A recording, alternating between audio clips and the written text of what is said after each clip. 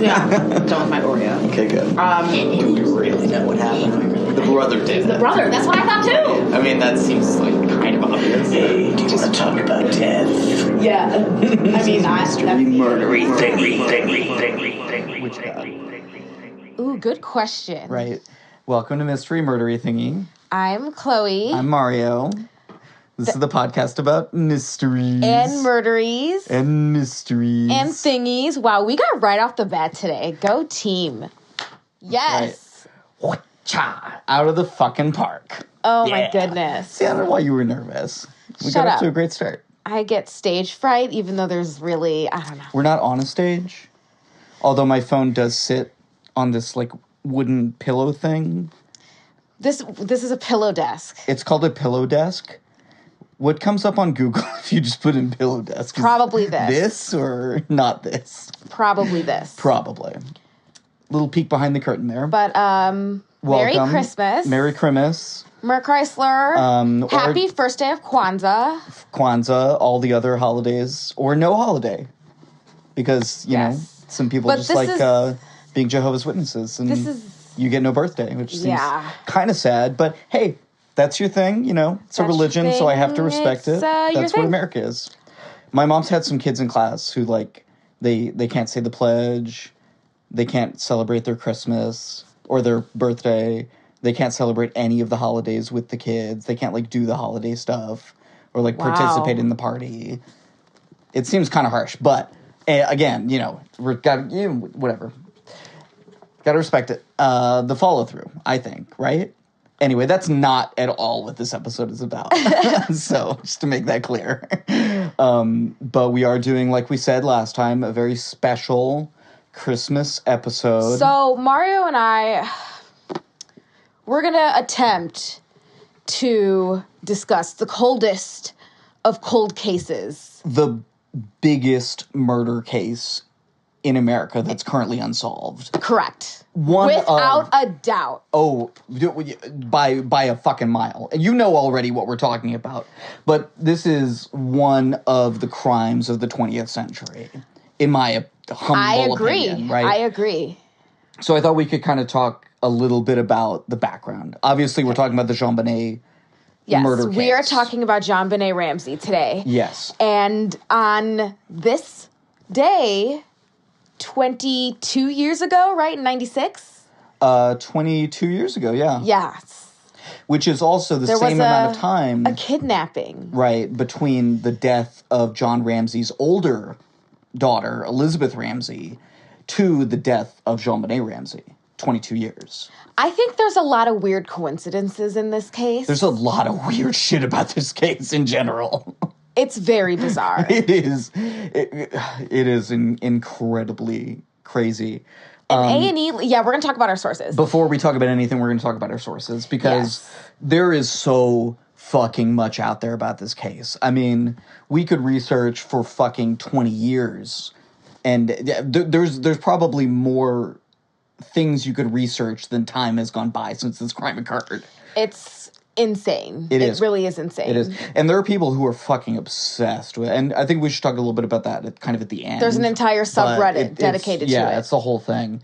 But in terms of what I did for my research, okay, so I picked one of the many books that's out there about the JonBenét case on Audible. You know, there are many that have audiobooks. There are many, many more that don't have audiobooks. But the one that I listened to was called Who Killed JonBenét Ramsey? By Charles Bosworth and Cyril Wecht. And Cyril Wecht is kind of a very well-known medical investigator, medical examiner, who worked for a long time on the case. The book was written in 1998, but he continued to work on the case for a long time after that, along with, you know, so many, many people. I also, as you did, watched the ID Channel special, right? Which is called JonBenét, an American Murder Mystery. Yeah, so I told Mario, I was going to watch these anyway. I told Mario to watch the A&E special, And then the too. 3-part investigation discovery special. Right. Which are both from 2016, the 20th anniversary. Because that was the 20th anniversary, right, correct. Of course. And the A&E special, just to mention it, is called The Killing of JonBenét, The Truth Uncovered. Yes. Right. And then I also read just like a bunch of CNN articles, like too many to mention, honestly. But there's like a ton of them from the time and from the 20th anniversary. An article by Sarah Marshall in BuzzFeedNews.com that was really good. I got that off that long form website, I believe. Okay, yes. All right. Okay, and the one we have to mention is JonBenét Ramsey Case Encyclopedia. Yes, that's where I grabbed the main topics because it was also just a place to look at more sources, not necessarily a barrel of. Right.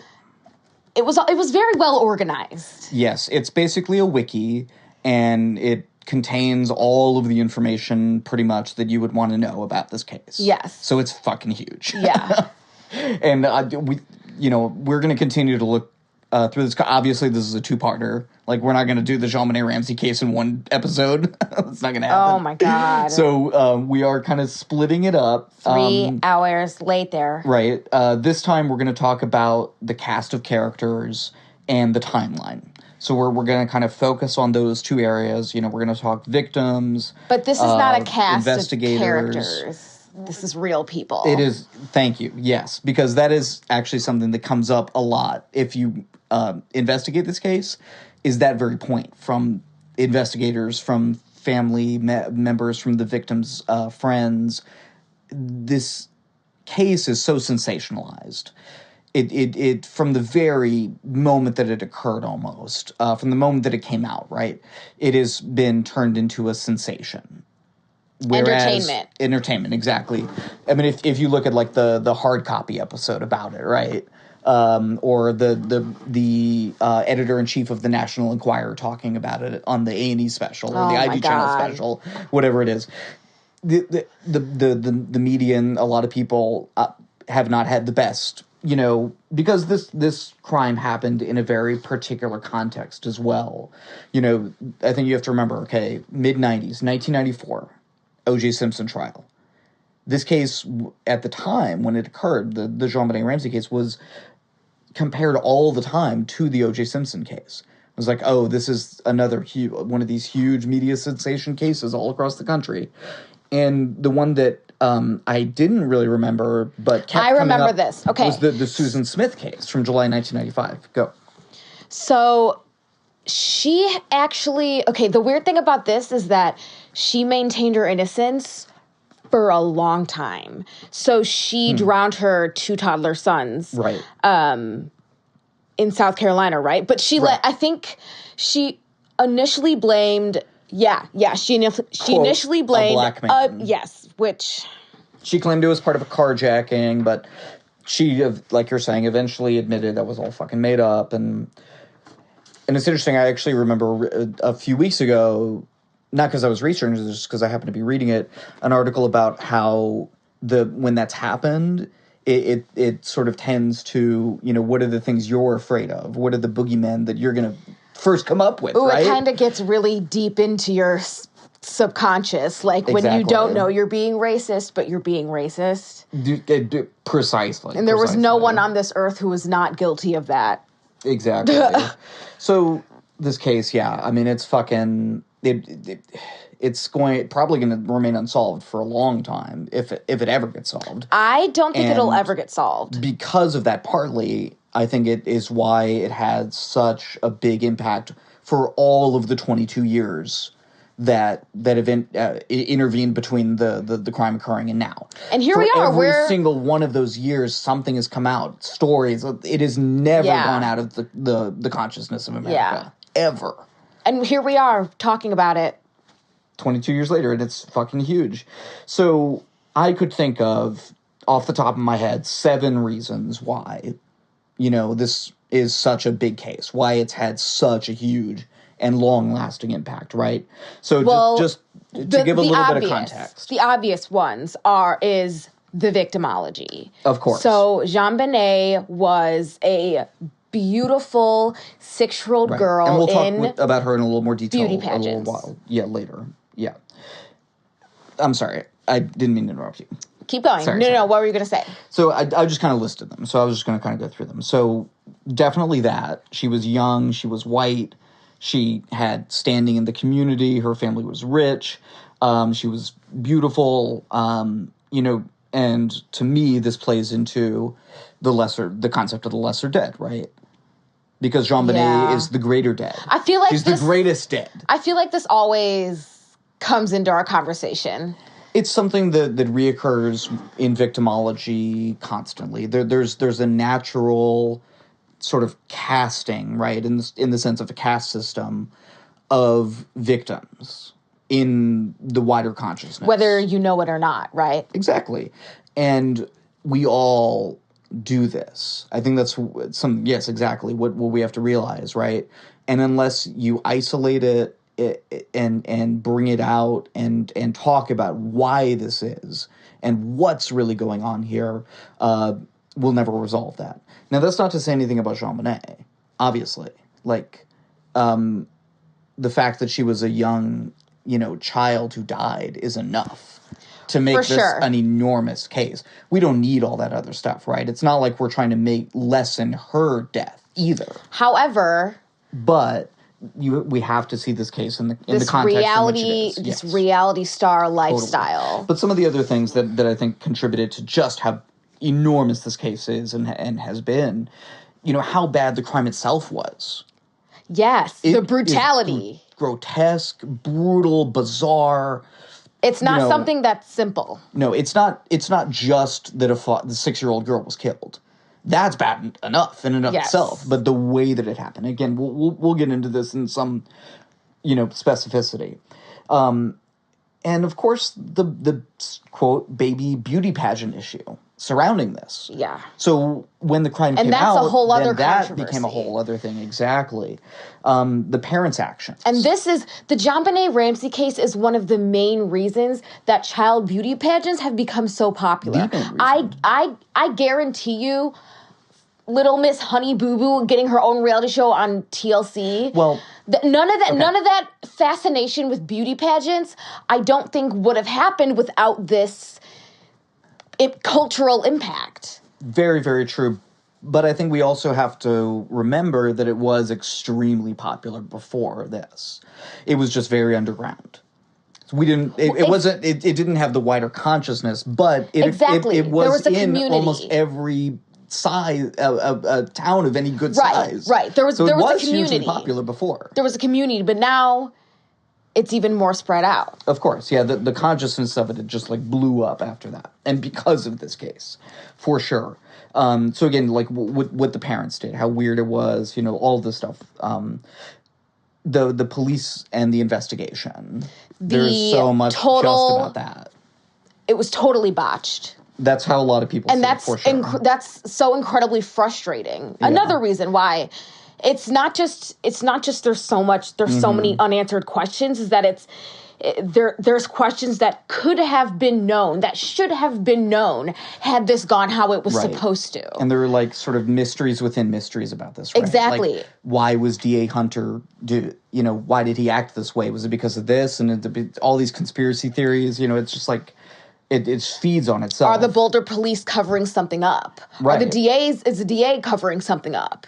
Yeah, it's all so mysterious and just that very unsolved nature of it. Yes. And not just that the crime itself is unsolved, like you're saying, but the sort of basic aspects of the crime are unsolved, and then all these other things that are surrounding it are also unsolved. Oh my God. So, it just becomes this sort of an ecosystem of mysteries within itself. And then I think also what JonBenét might have become. The what if JonBenét had lived. Would she have become the next, Suzanne Summers? That's a big question. Or would she have flamed out because her mom was pushing her too hard? It could go any number of ways, but we'll never know. And I think that's what, again, also feeds into this case. And how just fucking huge it is. I don't believe that. What? Her mom was pushing her. I've heard different things about that. So I think that her mom obviously had a very heavy influence, but I don't know. I just can't really get into the... I understand what that's like, but I just can't really... I don't really get it from watching her and from other reports and Patsy herself saying that JonBenét was looking and saying, I want to do that. When do I get to do that? That's the one anecdote I was going to mention that Patsy told about how when JonBenét was about 3.5. Yes. They were, I think watching footage of when Patsy won Miss West Virginia in 1977 or something. Yeah. Or they went to a pageant or something, or they were watching Miss America on TV, something like that. And JonBenét was like, hey, I want to do that. Yeah. The sort of countervailing anecdote that I've heard, and this may or may not support that JonBenét didn't want to do these pageants, is that famously JonBenét gave away her prizes. Which I think says a lot about her as a person. She would win. Yeah. And I'm going to read through at some point during this episode all of the pageants that she won because it's crazy. Well, I'll do that later.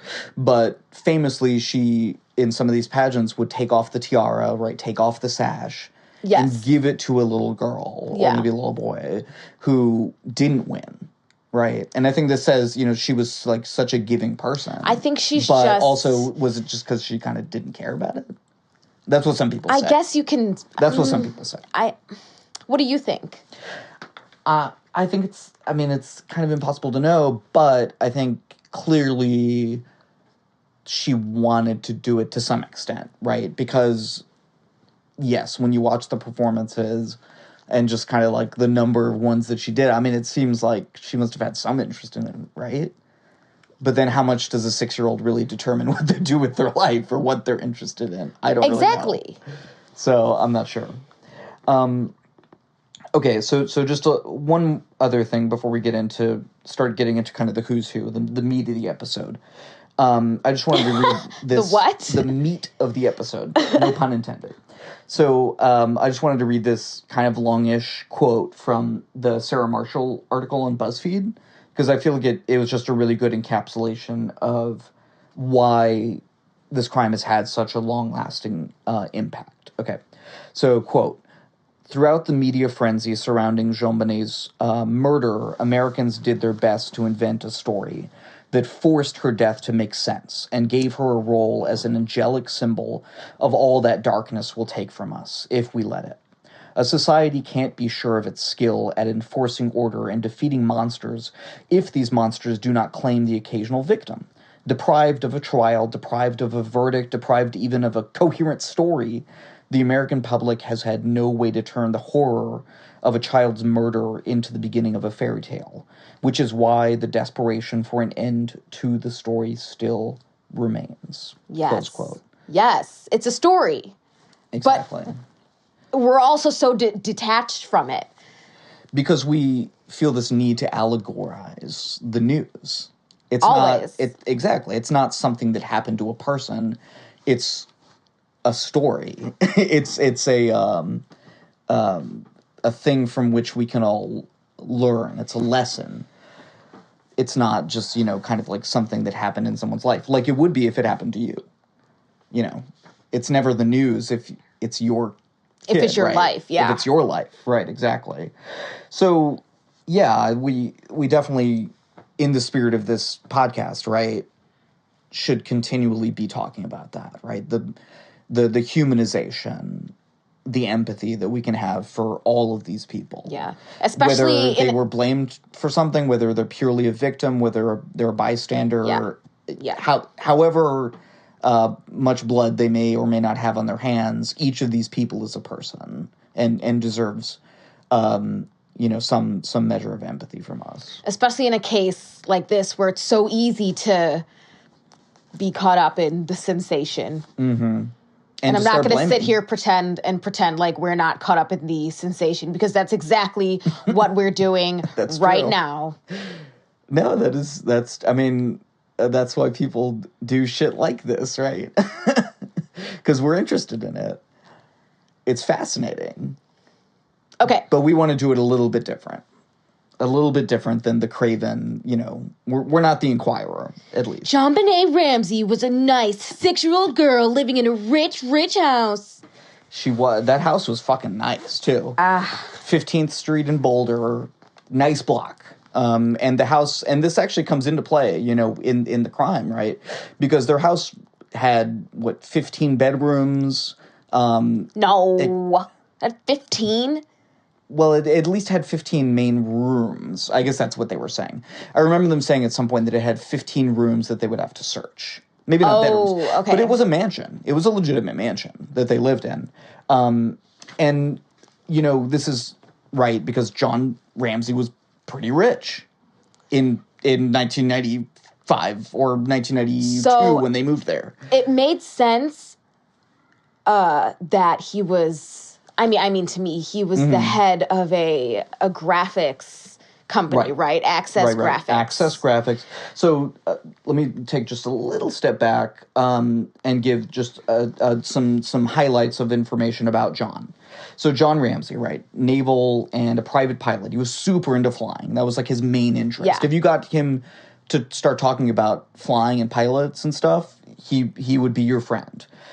Otherwise, he was kind of reserved. People talk about how he was a little awkward, wasn't really the most social person. Yeah, he was elusive. He was kind of elusive and always kind of had been, like ever since he was like a kid. But he was also very charming. And, you know, when he met Patsy in 1980, or rather when they got married in 1980, you know, she was like this beauty queen. She had won Miss West Virginia 3 years earlier. Right. She was like 15 years younger than him. Yeah, I think he was 37 and she was 22 or 23. And he had already been married once and had a child named Elizabeth. And was that the daughter that died in a car crash? Yes, she died in a car crash. She was 22 years old, and it was in 1992.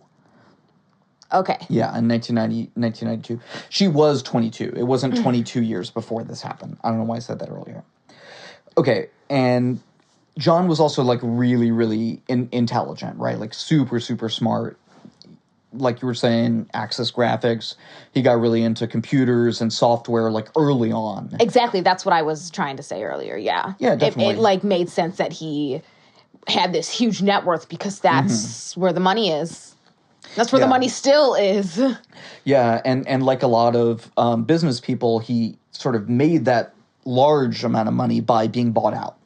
So he founded a company called Access Graphics along with two other guys by merging three companies, which eventually got bought by Lockheed Martin.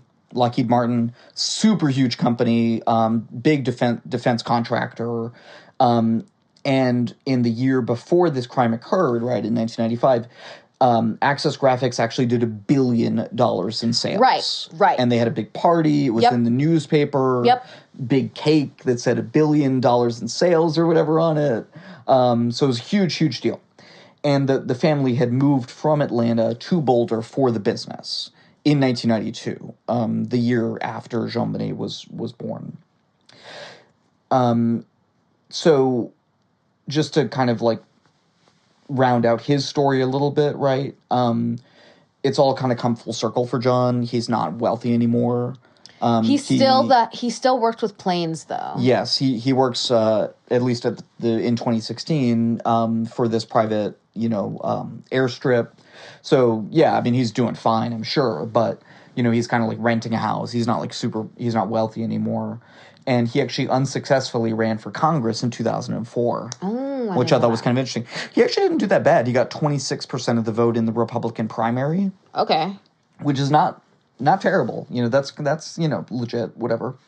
So now to move on to Patsy. So a little bit about Patsy's background. Patsy Ramsey, née Paul, her maiden name was Paul, was driven, brilliant, very fashionable. That's kind of like the main thing that people talk about. She was like really into fashion, and that was kind of her main interest coming into college, I think. And she was just like really, really motivated, to succeed and to like climb the social ladder. Not necessarily in a bad way, but that was like her aspiration in life. And her probably greatest achievement was winning Miss West Virginia, like I mentioned earlier, in 1977. And she did go on to compete in Miss America as well. And kind of interesting, a little kind of factoid, she and her sister are the only sisters to ever compete in Miss America. Yeah. Exactly. So Patsy married, again, much older John Ramsey in 1980, just 3 years after her crown, gave up her kind of aspirations, became Didn't she a housewife. go work at the computer company? Well, she worked with him, yeah. She supported him, but she didn't pursue her own interests. Right? She didn't become a fashion designer. She didn't become, and you know, she it's kind of funny. You know, people talk in several of the sources that I read and listened to about how yes, she won Miss West Virginia, but she wasn't like stunning. She wasn't like Heidi Klum or something, right? She wasn't like knocking you over with how beautiful she was, but she was just like super smart and like super talented and driven, and like that's what kind of carried her. So I don't know. It was weird how people kind of kept giving her this backhanded compliment. Yeah, I was gonna say, what is that? Tell me what that means. I don't know. Understand. You saw the face I made. I was like, "Excuse me." Yeah. And it's not that it's not that I'm saying that. I have no idea one way or the other, but it was just something that kept coming up. So I just thought that was kind of like a little strange. I don't know, but obviously she captured John's heart, right? Whatever, and they had their oldest son Burke in 1987, and then JonBenét 3 years later in 1990, both in Atlanta, and then they moved to Boulder in 91, not 92. Yeah, 91. There's so fucking much about this case. I'm like trying to keep it all straight. There's so many details. So many dates, so many times. Let me tell you, I spent most of Christmas watching and reading about this, so... Me too! That was most of my Christmas. You're welcome. That's my present to the pod. Okay, and just a little bit about Burke Ramsey. There's really not too much that's, like, known about him, necessarily, but... Well, he was only 9. He was only 9 when the crime occurred. That's very true. Sort of, you know, famously he did that interview with Dr. Phil in 2016. Didn't really reveal anything. It was just kind of unfortunate. Well, he said he wasn't going to talk about it ever again. Nor should he ever exactly have or be expected to. I was going to say, like, public. I really don't blame him. No, of course not. And just, again, because it was mentioned in some of the sources that I read, although it's to some extent disputed, some of the sources did say that he was, you know, very jealous of JonBenét, which could be understood, although other sources said that they were pretty close. I think that's another tabloid thing. I'm not sure. I didn't only hear it from the, you know, Inquirer guy. But anyway, and there may have been instances where he hit JonBenét. That's something that I also heard may have occurred. So, you know, take that into account as you will. And then, of course, JonBenét herself. So we can talk about her a little bit. According to everything that I read, listened to, heard, she was, like, the best child. Like, her parents loved her. Her teachers fucking adored her. She was, like, super smart. She could, count to 20 in Spanish. Wow. That was her talent in one of the pageants. She could, she was, like, already reading at a first grade level. She was apparently just, like, kind of, like, you know, like her parents, right? She was really smart and really driven and very outgoing. She, you know, the one anecdote that I couldn't get over was that she, the day before she died, gave Santa a present. A present, yeah. And that's how I think of her. She's the girl who would give Santa a present. Yeah. Santa, in this case, of course, being Bill McReynolds, the neighbor who played Santa for many, many years. Possible suspect. We'll talk about that in the next episode, yes. But I don't suspect. think so. Well, he's one of many, many, many, many. Yeah, you know, that's the main thing that I heard, just that she was a wonderful person who would make you laugh, and was just, like, a great person to be around. Like I said before, would literally give away her crowns to the other little girls because she was like, oh, you didn't get to win. And maybe this would be a good time just to read all of the crowns that she did get, because it's quite a few. And I think this is all of them, but there may be others as well. Okay, so Little Miss Sunburst, Little Miss Merry Christmas, Little Miss Charlevoix County in Michigan, Little Miss Colorado, National Tiny Miss Beauty, Colorado State All-Star Kids Cover Girl, and America's Little Royal Miss. Wow. So those are some titles. She won 2 national titles, at least one statewide title. I think another of those was as well a countywide title, and then some smaller ones. So a career. She had a career in child pageantry by the time she was 6. Basically, in 2 years, she and so some of the women around this, for example, a Colorado pageant promoter named Eleanor Von Dyke said of JonBenét that she had that great Southern look that pageants really like. Exactly. So that's one. That's why I'm not surprised that she was so successful, because she is the American icon. Right. And I liked this one too. So this woman's name was Buffy Davenport, or maybe still is. I don't know. Buffy might still be around.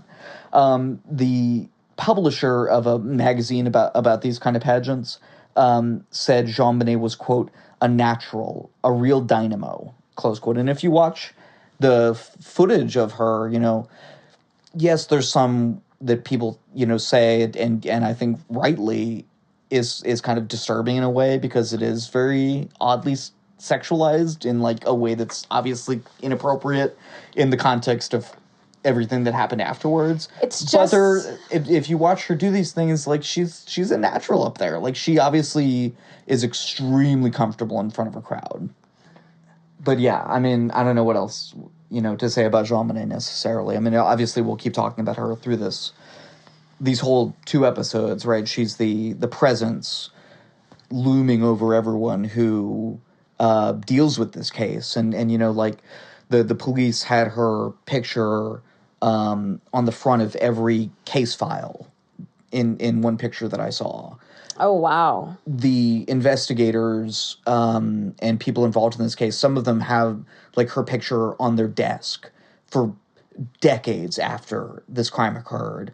And we'll keep talking about this through the whole thing too, right? But just the impact that this crime had, partly because people, again, just looked at her and what she was and what she could have been and said, why? How could this have happened? It's tragic. It's a loss for all of us, that we all feel and felt from that time, and all the way till now, right? It's very tragic.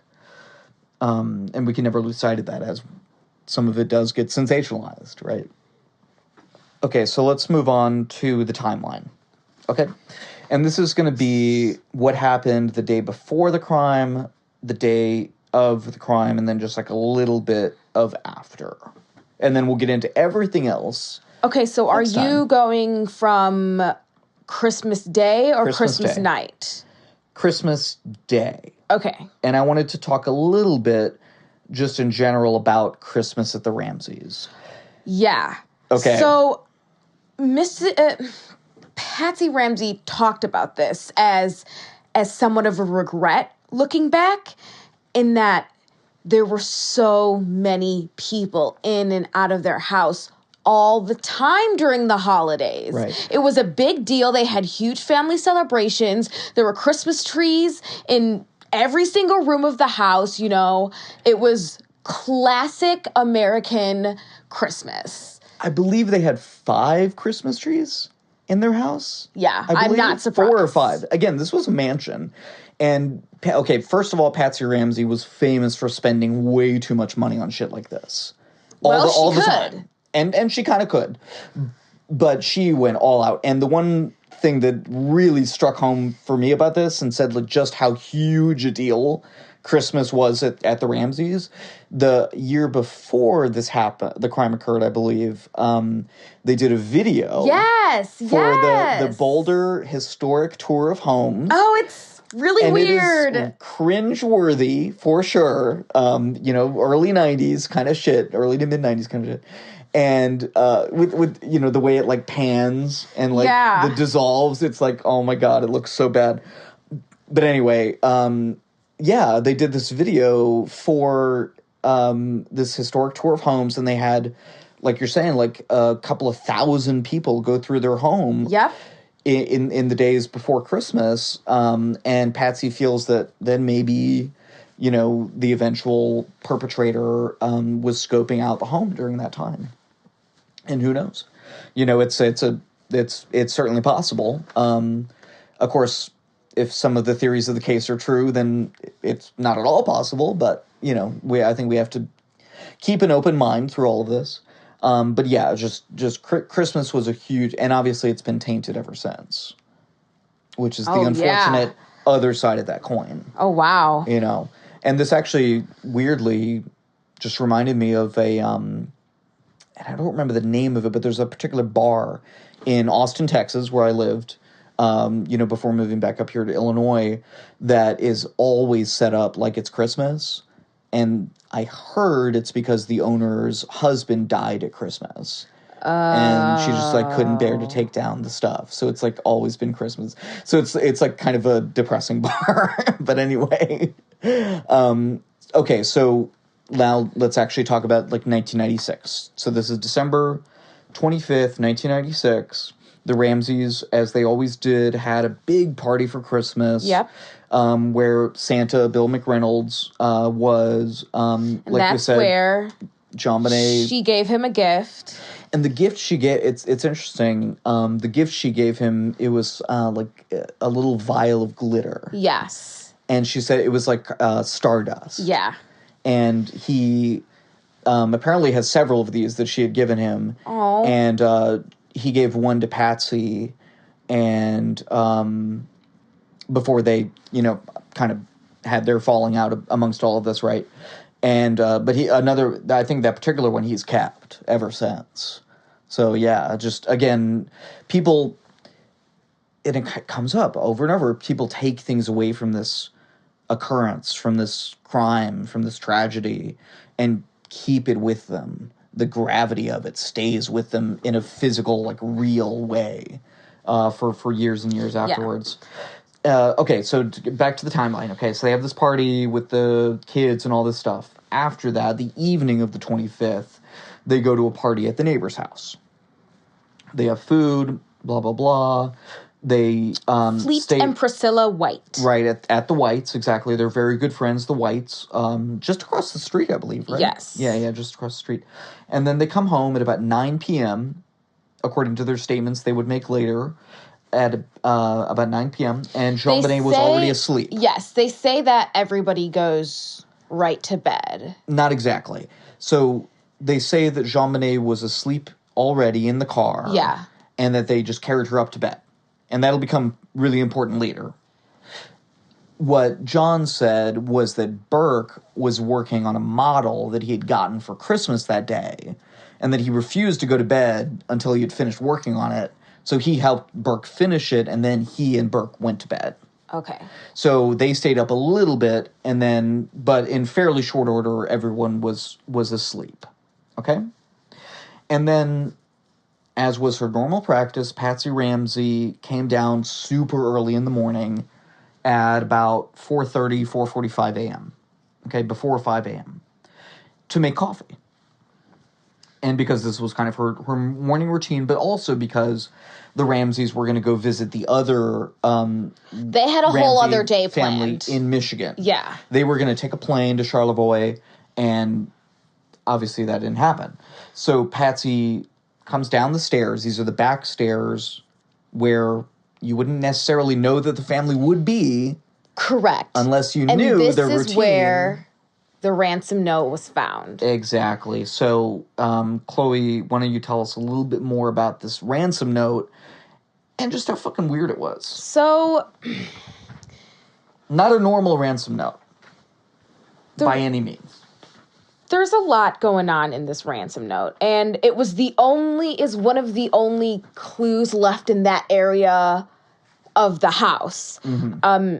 It was found by Patsy on the back staircase, which is logical, right? Right.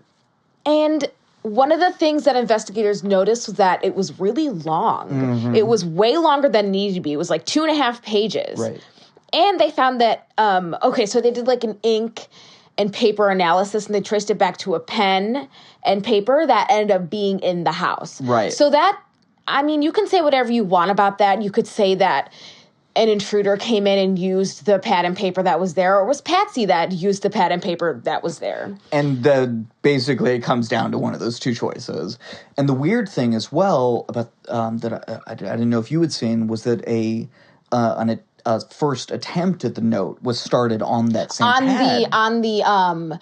There was like an imprint that they could see. Exactly. Yeah. They said that may or may not have been true. Really? Okay. Yeah, that may or may not have been true. Okay. There's a lot of stuff like there's that about so this. much. I mean, that's why I was like, that's what we're saying here, guys. Like, there's so much, like, we don't even know if that's true for sure. Like, this could be, and even the A&E special, they said that a lot of the leaks that the papers found, none of them were found to be true. There's so much misinformation about this case. I'm going to do a whole thing about this next episode. I'm going to talk about just that. So we'll get into that and so many other things that are in dispute. I'm gonna talk a whole thing about just everything that's in dispute. So let's talk about that. Let's talk about the ransom. Okay. Okay. So get some more into I'm gonna read it. I'm just gonna read it. You're gonna read the whole thing? Yeah. Okay, go. I don't see why not. Sure. Okay. Mr. Ramsey, listen carefully. We are a group of individuals that represent a small foreign faction. We respect your business, but not the country that it serves. At this time, we have your daughter in our possession. She is safe and unharmed, and if you want her to see 1997, you must follow our instructions to the letter. You will withdraw $118,000 from your account. $100,000 will be in $100 bills, and the remaining $18,000 in $20 bills. Make sure that you bring an etiquette size Attaché, yeah. to the bank. When you get home, you will put the money in a brown paper bag. I will call you between 8 a.m. and 10 a.m. tomorrow to instruct you on delivery. The delivery will be exhausting, so I advise you to be rested. If we monitor you getting the money early, we might call you early to arrange an earlier delivery of the money and hence a earlier pick up of your daughter. Any deviation of my instructions will result in the immediate execution of your daughter. You will also be denied her remains for proper burial. The two gentlemen watching over your daughter do not particularly like you, so I advise you not to provoke them. Speaking to anyone about your situation, such as police, FBI, etc., will result in your daughter being beheaded. If we catch you talking to a stray dog, she dies. If you alert bank authorities, she dies. If the money is in any way marked or tampered with, she dies. You will be scanned for electronic devices, and if any are found, she dies. You could try to deceive us, but be warned that we are familiar with law enforcement countermeasures and tactics. You stand a 99% chance of killing your daughter if you try to outsmart us. Follow our instructions, and you stand 100% chance of getting her back.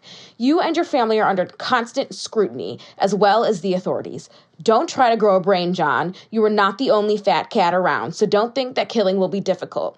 Don't underestimate us, John. Use that good Southern common sense of yours. It's up to you now, John. Victory. SBTC. Whoa. It's a whole lot of fucked up, right? Oh my God. And what the hell is going on with that? There's a lot going on here. And in the basic breakdown of things, I want to talk about how it's addressed only to Mr. Ramsey. Right. Which is peculiar. That begs the question, could he have been the main target all along? Was this a motive to make their entire family hurt, specifically him? Or is it because it was written by Patsy and she just kind of would naturally do it that way? Exactly. Which is kind of what, I don't know. Anyway, go. So, go on. Sorry. They're also very specific about a lot of things. The 118,000. Yes, the 118,000, and also the way they want it. They want it in the first 100,000 in $100 bills, and then the remaining 18,000 in $20 bills. And they say all of these really weird kind of things that hint to other things, but we don't really know. So it's either that this person English was their second language, or they're trying to dissuade investigators to put them off their path. I mean, we don't really know. Okay. Mario's very excited here. Sorry, I'm very excited. I have so many things to say about that. I know the answer. First of all, $118,000, same amount of money that John had gotten for his year-end bonus that year. Exactly. So that's either a very strange coincidence or not at all a coincidence. Secondly, in terms of, was this a person's English as a second language? No. Clearly it was not. I thought that possibly at first, but it was pointed out to me that while some very common words were misspelled in the note, the word business. Like, that was deliberate. That's what they think was more deliberate than anything else. And attaché was spelled correctly. Yeah, like deviation. Deviation. With the, not the apostrophe, god damn it, the accent was on there. In attaché, the accent was on there, and there's like other and the words in there just too. like the vocabulary and the structure Clearly in was general. written by a very intelligent person who knew English extremely well. And the things that were incorrect were done in a ham-fisted way to try to throw someone off. Okay. Like that, I don't see how there's any other interpretation of just the lexical kind of content of the note, if you're just looking at that part of it. Well, the one thing I heard was that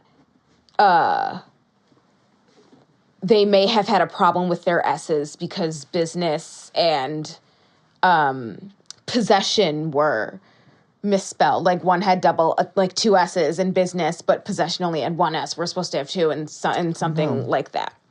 So what's also weird about this letter is that it's very personal, but it's that good Southern charm. We respect. The hell your is that business. about? We respect your business. Yeah, it doesn't. There isn't much like hate in this letter. It's weirdly nice, and it doesn't compare to the crime itself at all. Like, exactly. Her murder was incredibly brutal. Right. But this note is, we respect your business. Make sure that you bring an advocate. Like, it almost sounds polite.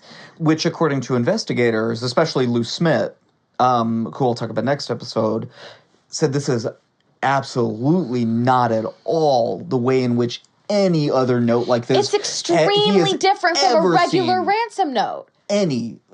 Without exception. This is unique, which one can't usually use correctly, but I don't know. It just bugs me. I just want to know what the fuck happened here. SBTC, that's the other big thing. What the fuck is SBTC? If you understand, it's just the letter S, period, etc. But there's no period at the end of the C, which... Okay, so I read a lot into this. To really get into the weeds. I did. I really got into this. Yeah. And some of it I was like, that sounds pretty far-fetched. A lot of it was a lot. Like, a lot about a lot of this. One of it was like, there's no period at the end of C, so that means they wanted to write more and that their thoughts weren't finished and this and the other thing, or like, there was just a lot. Also, the tense is weird. Oh, so, yeah. It starts off with, we are a group of individuals, and we have your daughter.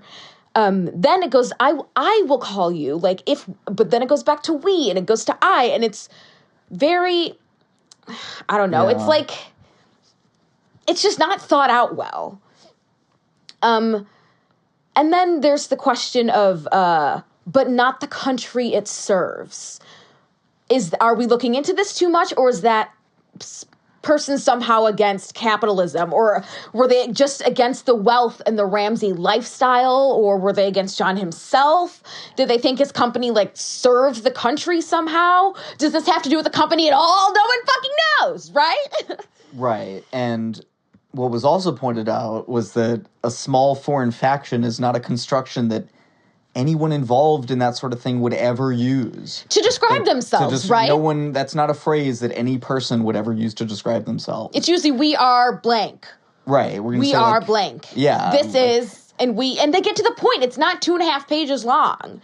Right. Again, longer than any ransom note that these investigators had ever seen. So many. Do you have anything else about the ransom note? Yes. Okay. So there's a lot more, so. Word choice. Word choice suggests that the person has a sophisticated vocabulary. However, they misspelled the business and all that stuff. Which I guess was just a ruse. I think so. Yeah, I definitely think so. And the SBTC, I don't think that really means anything. I think that was just there to try to throw us off. Okay, so the writer also suggests, this was... What? When somebody pointed this out, I was surprised that it wasn't talked about more. Okay. That the family's being monitored, it kind of suggests that. And that they're under constant scrutiny of some sort. In a way that doesn't seem plausible. It doesn't seem possible at all, right? Especially the, we're going to scan you for electronics. It seems like a scare tactic. It's suggesting that they're being watched, but it's not unlikely, or that's not likely at all.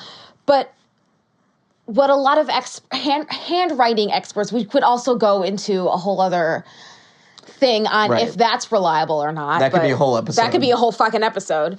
But it is clear, anyone can see that the handwriting does change throughout the note. True. And there's more there to especially pick the first out page and to the analyze. second page. Right. It becomes neater and less hurried. Mm-hmm. And it does bear striking resemblance to Patsy's writing. I mean, I think you have to kind of admit that.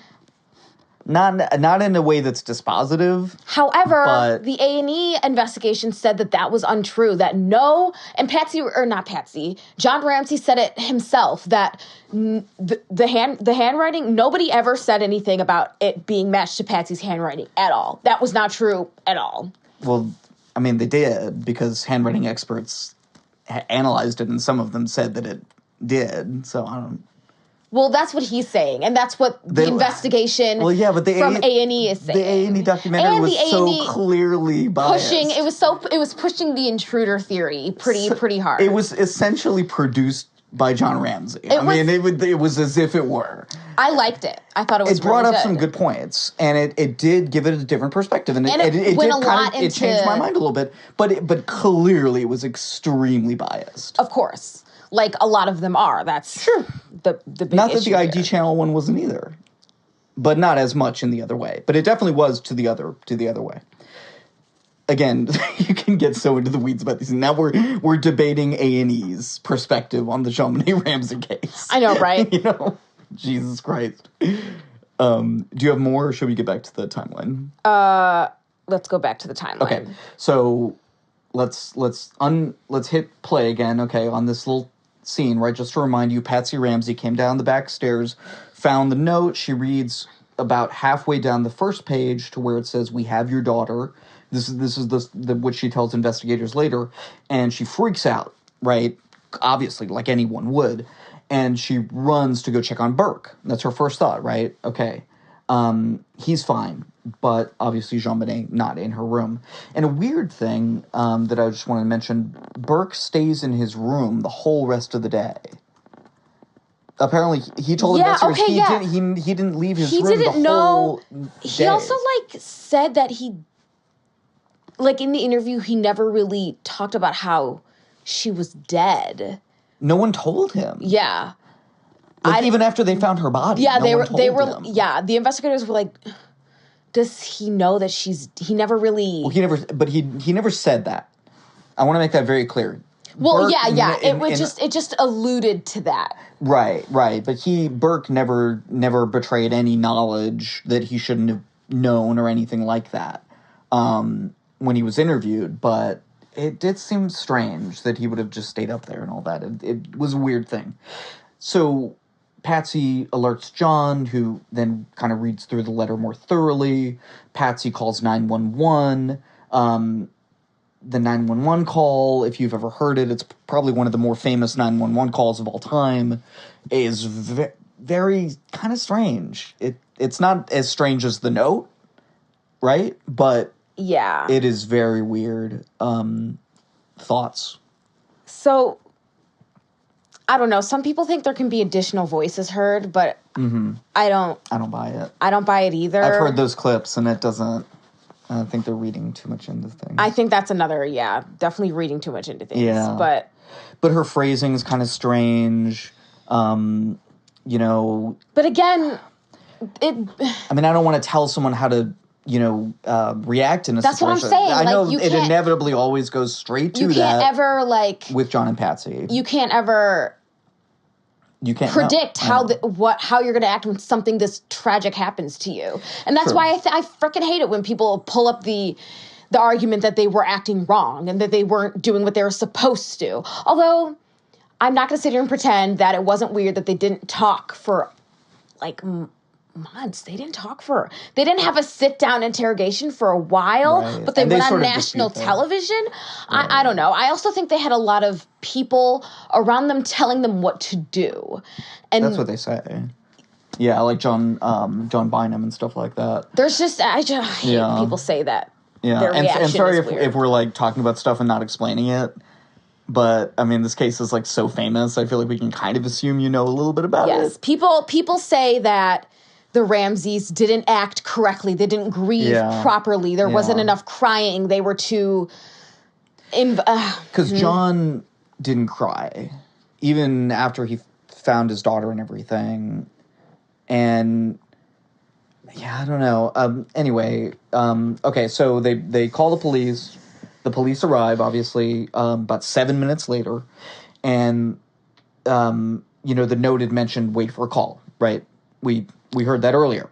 Yes. A call which... 8 a.m. to 10 a.m. and it never happened. Surprise. But while they're waiting for this call, the Ramseys start inviting people over. Yeah. Which is one of these things that people say, okay, that's kind of weird. Why are you doing that? So I believe their priest comes. There are a bunch of friends. There are a lot of people in this house. Mistake.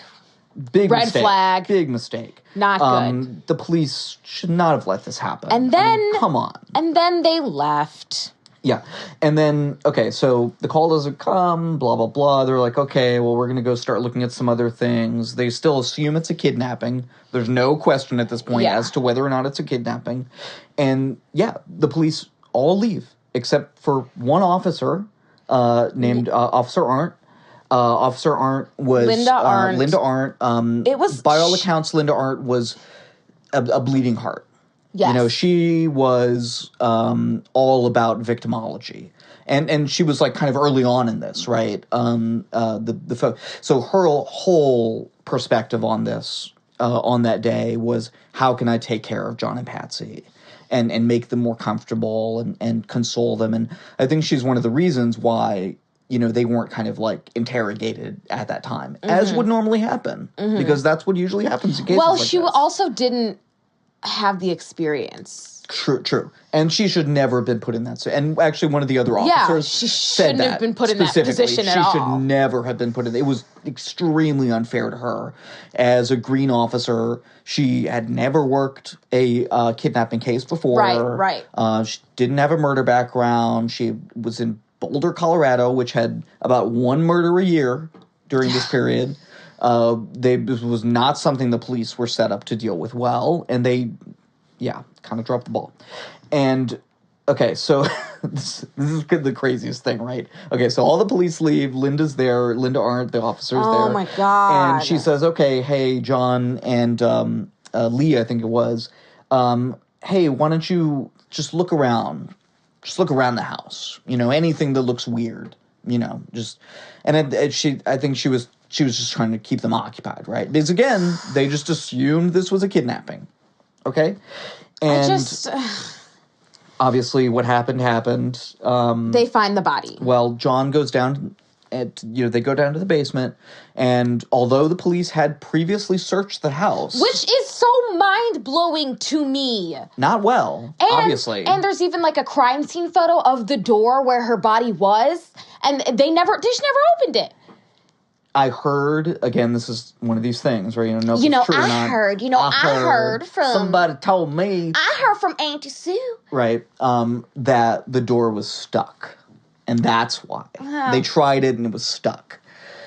Whether or not, that's the case. Who Obviously, knows? it was a terrible, terrible job of searching this house. However big it was, however labyrinthine this basement was, and this is what they say, right? It was a huge basement, so how could we ever have gone through the whole thing? Well, clearly Clearly you didn't. you didn't, right? And then John did. So anyway, he sees JonBenét lying there in a small room that they called the wine cellar, euphemistically, laying on the ground, immobile, and she was dead. And she had been dead for a while. And no one's totally sure, but she was cold. There was no bringing her back at that point. And John, and again, it's one of these things, depending on what you think of John and Patsy Ramsey, this seems one way or another.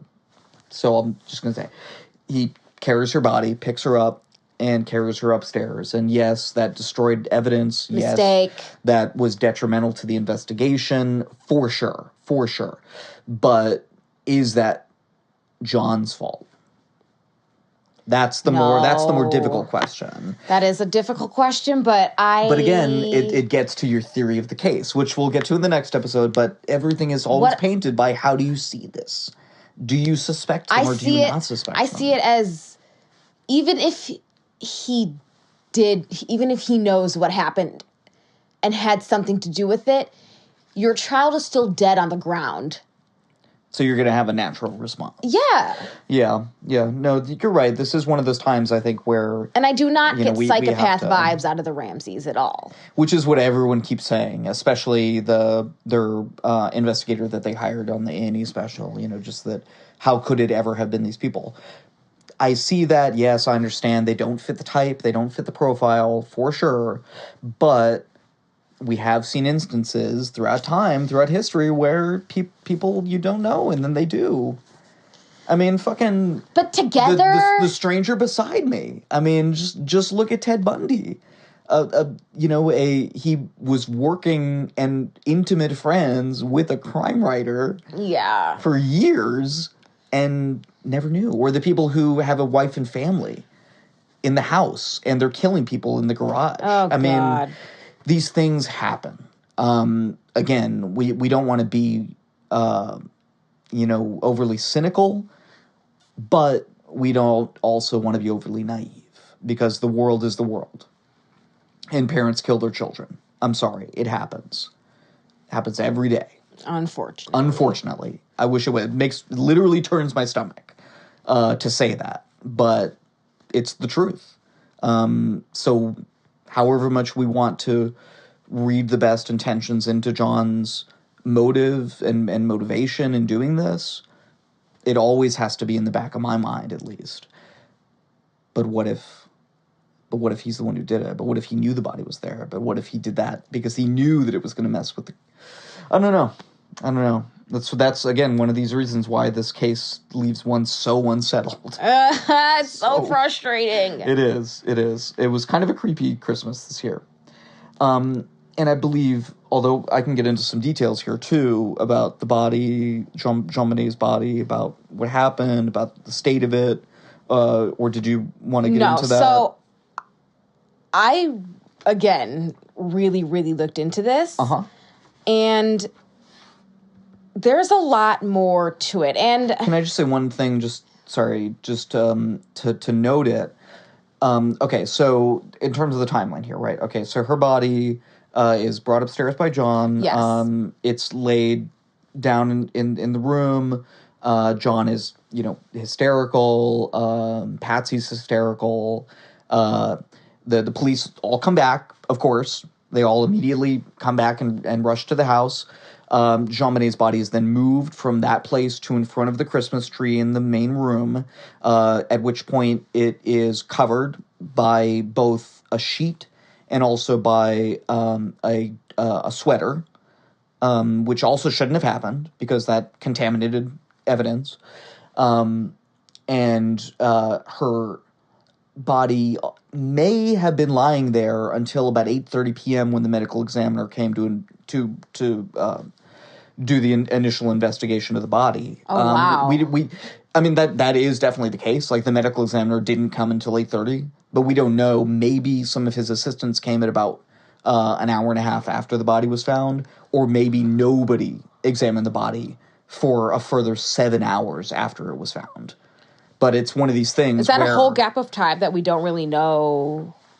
Yeah, and why that happened, or what was going on, or just the day of the crime. There is a lot of second guessing that happens, I'll say, in terms of what the police did and what they didn't do and what they allowed to happen. And much of it, I believe, is very legitimate criticism.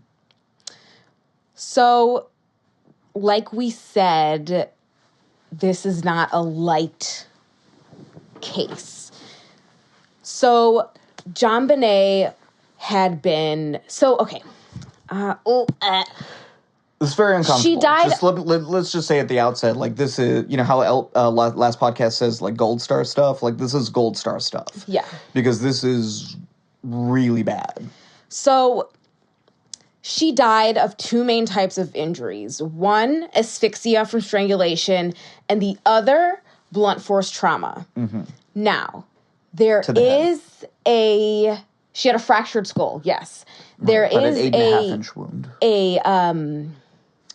A debate about whether or not she was hit on the head first, then strangled, or then strangled... Right. And hit on the head and subsequently died. This is a huge point of contention. And here's another thing. If this investigation was handled properly, this is something we would probably know. Mm-hmm. And there's a debate whether or not she had been sexually assaulted. Although I feel like that is not so much of a debate. I mean, and again, this is just incredibly gruesome and horrible and horrendous, but... Wait, do you think she was or wasn't? Definitely was. I mean, there was the blood found both on there was a spot of blood on her underwear, yes. And also externally of her genitalia and also internally.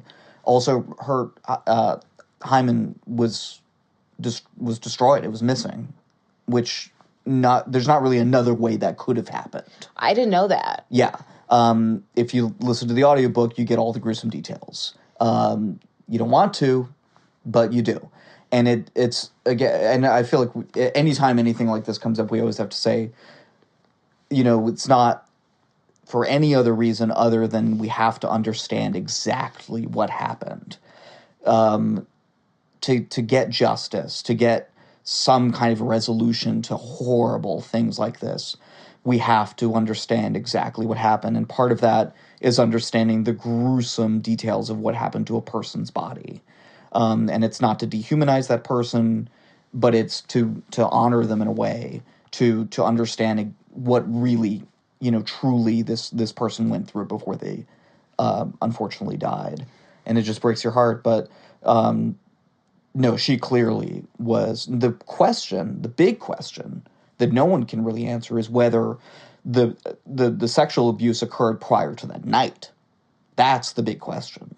Was she being sexually abused on an ongoing basis or at any point previous to this crime occurring? I don't think so. Or was it just that night, you know, directly either before or after the assault that killed her? I don't think so. I think it was that night. And I think whoever was there... Right, of which there are, again, many suspects. Spent a lot of time there. Clearly. Because, yeah, as we're going through this timeline, I mean, you think, okay, this person took JonBenét from her room, presumably where she was, and then actually, this might be a good time to talk about the pineapple. Okay, you talk about the pineapple. Okay. Or presumably pineapple, because no one really knows, but... What? I mean, they found pineapple in the house, and they found vegetable fruit matter in her stomach, but... What else would it be? Well, it's one of these things, because there was so much of a time lapse, you know, where the medical examiner didn't come, technically it was too decayed or whatever to tell exactly. But yes, it obviously was the pineapple. Okay. So the pineapple is a big crack in the case because it doesn't go along with what the Ramseys say. So... Because they said she went to bed immediately. That she was asleep when she came home, and then she went straight to sleep. But she had clearly eaten in the intervening time, right? That's the discrepancy, right? Right. They found a bowl on the table with a spoon in it. So was someone up with her in the middle of the night? And why didn't the Ramseys talk about this? They also find Patsy and Burke's prints on the bowl, but it's their bowl. That's not indicative of anything. I don't think that really meant anything. It's their bowl. Like almost all of the physical evidence that's involved in this case, it came from the home. So, which is why I don't think touch DNA. I don't know. Never mind. That's a whole other thing. I think we'll get into that next time. We should have a whole conversation about touch DNA. But that's And like you're saying, it was a big break in the case because it was one of the very few pieces of physical evidence in this case. There's just such a dearth of evidence, and especially evidence that seems to kind of point one way or the other in terms of, because when John is presented with this, right, because they've done many interviews throughout the years, says, well, I have no idea, how that could have happened or why someone would have, whatever. I just thought of something else that we didn't mention in terms of evidence. The neighbors claim to have heard a scream that night. Oh, I didn't know that. I should have put that in my timeline, actually. The neighbor was actually woken up in the middle of the night by a scream from the Ramseys' home. Do they know what a time? Little girl screaming. Not exactly, but, in the middle of the night.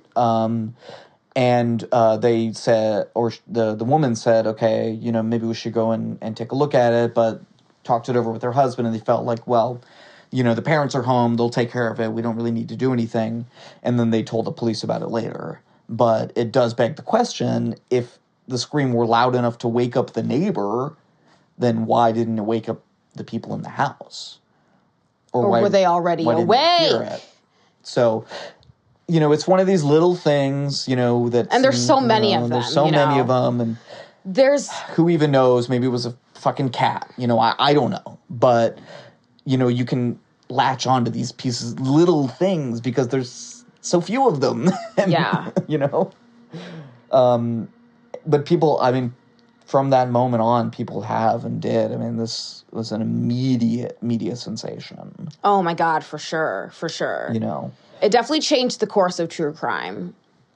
Definitely. And like we talked about before, when it happened, in between the O.J. Simpson case and that woman in South Carolina. Well, it was a little bit after the woman in South Carolina. That was the summer before.